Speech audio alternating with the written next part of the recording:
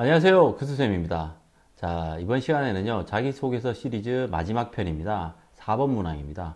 4번 문항은요, 모든 학교들이 다 있는 게 아니고요. 1, 2, 3번까지는 공통 문항이라고 해서 자기소개서를 채택한 학교들은 다 똑같이 적용하고요. 4번 문항은 자율 문항이라고 합니다. 그래서 대학별로 채택을 하게 됩니다. 대학별로 글자 수도 다르고요. 문항도 다 다릅니다. 그래서 이게 지원을 한 학교에 맞춰서 다 준비를 따로 하셔야 돼요. 그래서 사전에 당연히 다 확인해 보시는 건 당연한 거겠죠. 그래서 이제 글자 수라든지 내용이라든지 이런 걸 다 미리미리 확인하셔야 됩니다. 특정 대학은 1000자, 어떤 대학은 500자, 어떤 대학은 1500자 이렇게 나오거든요. 그리고 어떤 대학은 4번을 채택 안 하는 대학들도 많습니다. 그러니까 요거는 미리 확인을 하시고 내가 지원하는 대학별로 쫙 리스트를 정리하시는 게 좋을 것 같아요. 자, 자율문항 4번 문항을 한번 보시면요. 이제 아까 방금 말씀드린 대로 대학별로 이제 하게 되어 있습니다. 대학별로 자율문항을 채택하다 보니까 대학별로 질문하는 내용들이 다 다릅니다. 그래서 이제 다르긴 한데 질문하는 내용들이 주로 뭐가 있느냐면 제가 쌤이 해보니까 크게 세 가지를 질문하더라는 거죠. 그게 뭔가 보니 첫 번째 지원 동기, 그리고 두 번째는 이 학과, 우리 학과라든지 우리 학과 대부분 학과겠죠. 우리 학과를 지원하기 위해서 너는 어떤 노력을 했냐라고 하는 노력 과정. 그리고 마지막은 계획입니다. 학업에 대한 계획, 진로에 대한 계획이 너는 뭐니? 라고 물어보는 학업 진로 계획까지 이렇게 크게 세 줄기입니다. 지원 동기, 학업 노력 과정, 그 다음에 학업과 진로 계획 이렇게 세 가지 분야가 메인이라고 보시면 될 거예요. 요거를 이제 어느 대학은 지원 동기랑 노력 과정 묻는 학교도 있고요. 어떤 대학이 세 가지 다 묻는 학교도 있고요. 어떤 학교는 지원 동기랑 학업 계획, 진로 계획 묻는 학교 이렇게 나누어져 있습니다. 하지만 대부분이 쌤 경험해보면 대부분의 학교는 이렇게 세 가지가 큰 줄기라고 생각하시면 될 것 같아요. 그래서 아까 말씀드린 대로 대학교 따로 문항을 준비하는 것도 맞지만 이렇게 세 가지 항목 정도는 미리 좀 정리를 해두시는 것도 나쁘지 않은 방법인 것 같아요. 그 다음에 여기서는 대학에서는 어떻게 평가하느냐 평가 항목을 보니까 전공 적합성이랑 발전 가능성을 많이 보는 겁니다. 당연히 전공 적합성은 당연히 보겠죠, 그죠? 지원 동기라고 하니까 우리 학과 왜 지원했냐가 보는 거기 때문에 가장 기본적인 거라 보시면 될 것 같아요. 자, 그리고 학교 생활 기록부에는 어떤 항목들을 보는가 보니까요. 창의적 체험 활동, 그 다음에 수상 경력, 그 다음에 행동 특성과 종합 의견, 독서 활동, 그리고 교과 학습 발달상 이렇게 이런 것들을 전반적으로 다 보는 것 같아요. 이렇게 보시면 된다고 보고요. 자, 방금 선생님이 말씀드렸듯이 지원 동기와 노력 과정과 계획이라는 여러 학업 계획이 있는데 이런 것들은 쌤이 나름대로 정리를 해보니까 각각 정확하게 요소별로 특징이 좀 있는 것 같아요. 그 특징을 정리해보니까 뭐냐면 지원 동기는 사실은 좀 여러 학생들이 좀 많은 학생들이 힘들어요. 왜냐면 뻔하거든요. 솔직한 얘기로 뻔해요. 거기서 거기에요. 그런데 쌤이 이제 뭐 교수님들이나 이렇게 개인적으로 친분 있는 교수님들에게 잠깐 물어보면 그 부분도 되게 힘들어하세요. 너무 뻔하다는 거죠, 사실은. 걔들이 하는 말이 다 똑같대요, 사실은. 학생들이 들어오는 말들이. 그러니까 예를 들면 뭐 여기 어느 학과 같으면 예를 들어 좀 극단적인 얘기를 들어볼까요? 그러면 간호학과다, 아니면 의예과다. 다 친척들 중에 누가 아파요. 뭐 고모든 이모든 할머니가 아파서 뭐 물론 그게 사실일 수도 있는데 뭐 다른 이게 심사하시는 분들 입장에서는 너무 뻔해 보이는 스토리라는 거죠. 그러니까 뭐 그런 것들에 대해서도 좀 고민을 해봐야 된다는 거죠. 그래서 지원 동기는 사실은 전 지원 동기에서 저는 쌤이 한마디로 얘기하면 개성 있는 지원 동기를 찾아라라고 얘기를 하고 싶어요. 대단한 게 아니라 나만의 거 있죠. 나만의 것. 나만이 내가 진짜 이런 거에 대해서는 진짜 관심을 가지게 된 계기, 그게 작던 크던 그런 거 신경 쓰지 마시고 나만의 것에 나만의 경험이라는 걸 살려서 개성 있게 표현하시는 게 좋다고 생각합니다.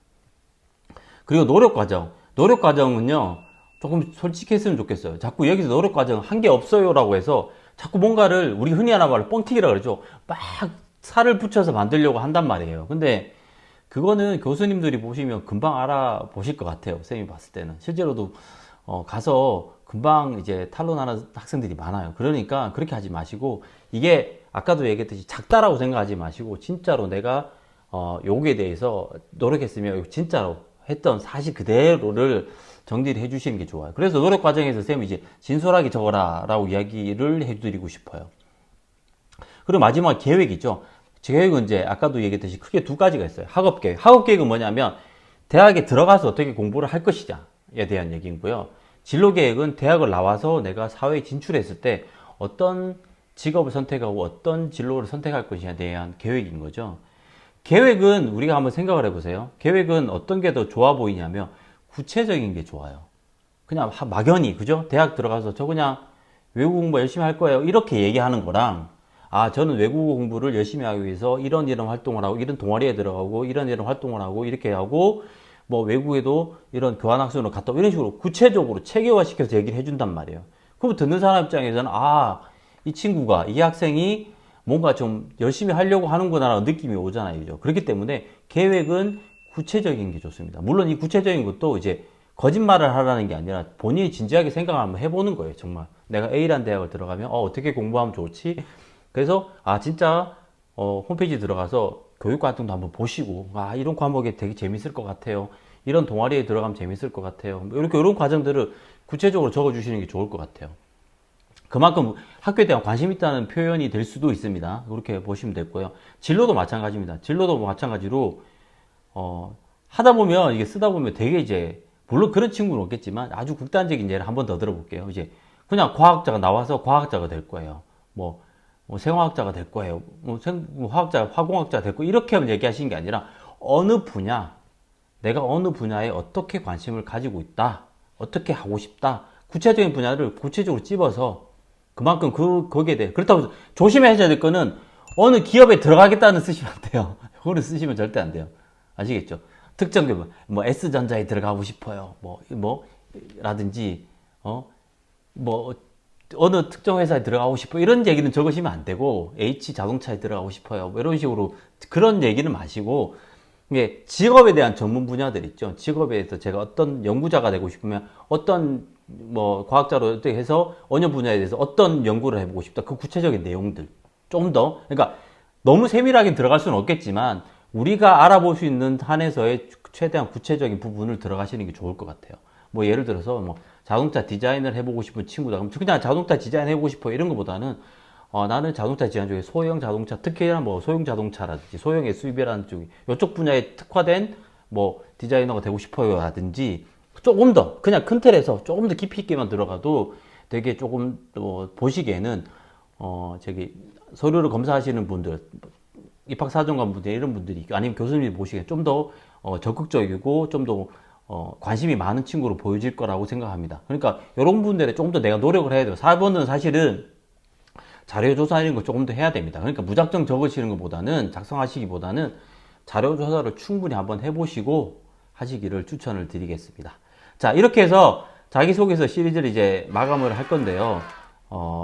자기소개서 기본 전체적인 흐름과 1, 2, 3, 4번에 각각 항목별로 좀 체크해야 될 주요 포인트를 제가 집어서 말씀드렸는데, 시간이 짧아서 모든 걸 담아드릴 수 없는 거는 항상 죄송하게 생각을 합니다. 하지만 이제 좀 더 많이 난 담아드리려고 최대한 노력을 하고 있으니까 그건 좀 이해해 주시고요. 그리고 추가적으로 궁금한 사항이시나 질문 사항, 그 다음에 이제 물어보고 싶은 것, 똑같이 질문 사항이나 아니면 조금 뭐 방향 같은 거를 의문이 생기시는 분들은 저희 선생님 블로그라든지 이렇게 오시면 질문할 수 있으니까, 뭐 선생님한테 연락을 조금 남겨주시면 제가 연락을 드려서 꼭 답변을 최대한 드릴 수 있도록 노력을 하겠습니다. 자, 긴 시간 이제 봐주셔서 감사하고요. 이렇게 해서 자기소개서 시리즈는 일단은 마치도록 하겠습니다. 그리고 앞으로도 이제 여러분들이 좀 궁금해하신 부분을 좀 더 많이 영상으로 촬영해서 여러분들 입시에 도움되도록 열심히 노력하도록 하겠습니다. 관심 좀 많이 가져주시기를 부탁드리겠습니다. 그리고 꼭 기억해 주십시오. 그 선생과 대학 가자.